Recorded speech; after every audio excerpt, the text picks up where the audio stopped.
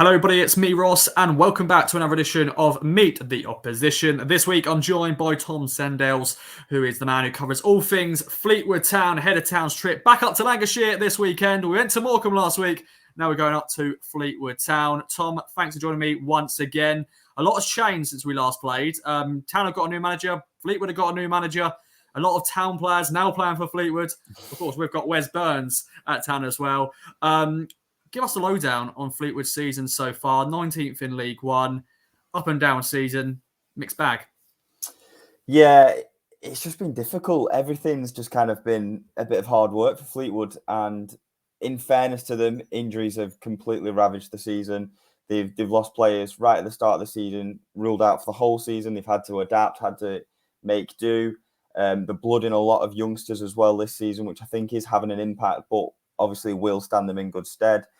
Lose someone like James Hill, who's a great player, gone to Bournemouth. So it's been difficult, obviously, with the change of manager as well. A bit of disruption in there. They're still under a transfer embargo, so limited a little bit in the transfer window. But I mean, yeah, generally, I'd just say it's just been hard work. You know, they're not the best side in the division by any means, but when you have the injuries they do, and you've got the limitations that they do as well, you're going to struggle. This is probably the strongest that League One has been for some time. So it's not a surprise that for a side that have not been doing as well lately in terms of transfer market, they're probably in. I mean, clubs go up and down throughout the seasons. Probably one of the troughs at the moment, having been up in the playoffs not long ago. And it's come at a time when the division's really strong. So it's just all a bit hard work at the moment. Indeed. And, it's been, no wins in 7 games. 5 draws, though. Only 2 wins in 2022. Stephen Craney is now in charge. Of course, Simon Grayson got the axe. What can we expect from a Stephen Craney side? What has he changed? Has he changed much? Yeah, I think they're a little bit more on the front foot.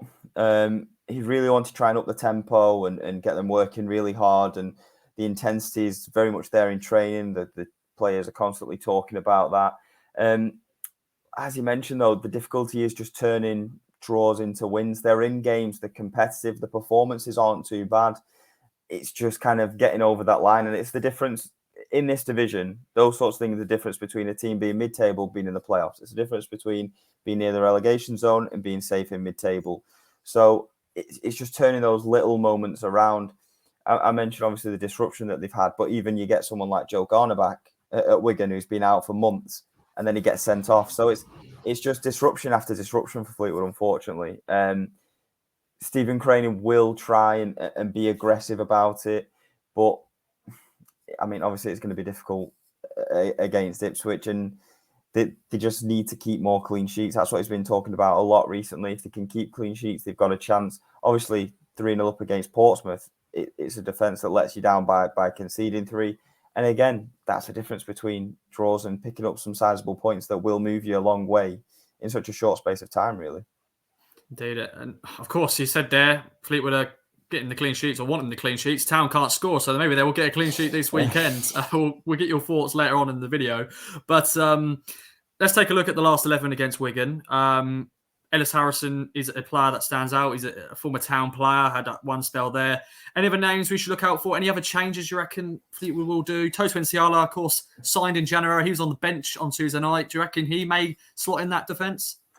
Well, to be honest, it wouldn't surprise me if when you're looking to try and keep a clean sheet, you may be tempted to switch things up. For me, the biggest name there the biggest name is not actually there. For me, Paddy Lane is by far and away a class act, at this level, by far and away, probably the best player in this squad.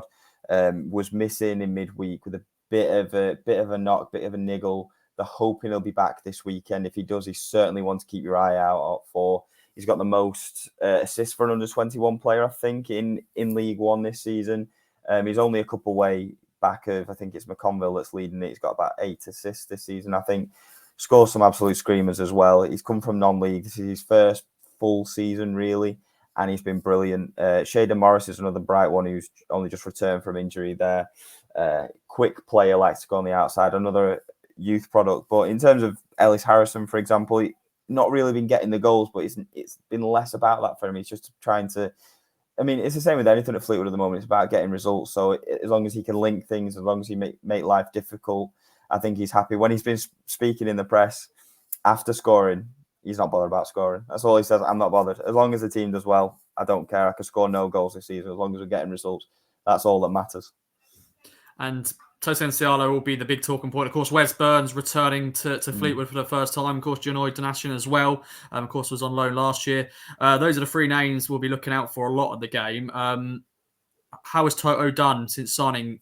He's not starting, so has he not been doing so well? No, he's been doing okay, but like I say, it's difficult when there's so much disruption. So you miss a game and you're out and things like that. Especially when you're not keeping clean sheets, there will be changes made. Fleetwood have not always played 4 at the back. They will switch to 3 at the back at times as well, which opens the path for him. But I suppose you'll find that a lot in struggling sides, that the team will change a lot as it goes on, and that's kind of been the case there. And okay then, what shall we expect then? Going up to Highbury. Last time we went there last year, we lost 2-0. Of course, once again, different team, different managers. What can Town expect when we go up there? The weather, that will certainly play a part.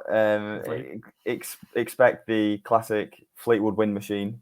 The pitch is a bit worse for wear as well. That will be a bit disruptive. You may have to change your approach, but I mean, both sides are pushing. You know, Fleetwood are pushing to get away from the relegation zone. Ipswich are pushing to try and get into the playoffs. So I think it'll be quite a competitive game. As I mentioned earlier, Fleetwood aren't playing badly. They're just not picking up results. That's why they're down there. They're not getting over the line in games. So I wouldn't say Ipswich are going to be able to come and roll over them, even though they're near the bottom. I think they will be really competitive, and you know, Fleetwood will know the pitch better, obviously, than Ipswich, and it's difficult at the moment with the conditions and the pitch, the weather, all those sorts of things. So I think it could be quite an interesting game.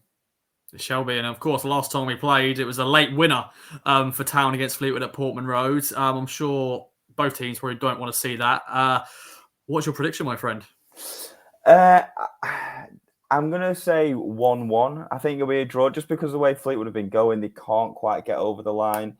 I don't know which way. It could, again, be another late goal because of Fleetwood have a knack of stealing one late. I think Pilkington scored 2 or 3 on the bounce, just dead late to get a result. It'd be interesting to see how Wes Burns does back at Highbury.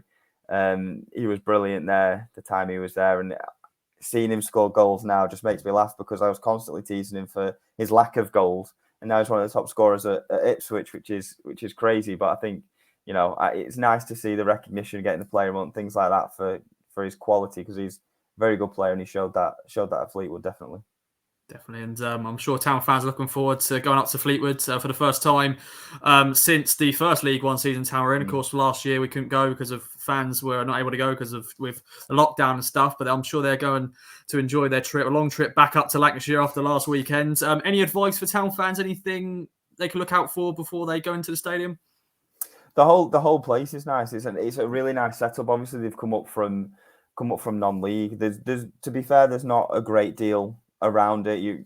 There's a park next to it, things like that. But in terms of the stadium, it is a really nice, the way they've built it up and things like that. So it is a proper, I don't want to, obviously not to be disrespectful, but it is a proper small club stadium, and you can see the ambition in the way the stands are out. There's one which is the same size as dugout, which is really, really nice, really quite modern. But then you've also got the terraces, and it shows kind of the rise that Fleetwood have had. Definitely. And any other notes, Tom, before we wrap up? It's been a pleasure once again having you on the show. No, thank you very much for having me. I'm quite looking forward to see how the game goes. Obviously, Ipswich have got so many good players. To be honest, I'm surprised they're not a little bit higher. It's probably a bone for contention at Ipswich, but it'd be exciting to see how it goes. And I mean, for me, hopefully that Fleetwood could finally get a win over the line, and it could just kick them on this taking the scalp of someone like Ipswich. We shall wait and see. And if you are going to the game, safe travels, and also follow the game with us on East England Daily Times, and also Tom's paper as well. Hope you enjoy the game. The Blackpool Gazette, sorry. There you go. There we go. There we go. Little plug. You got to. Of course, let us know in the comments down below your predictions, your thoughts heading into the game, and we shall see you next time. Bye for now.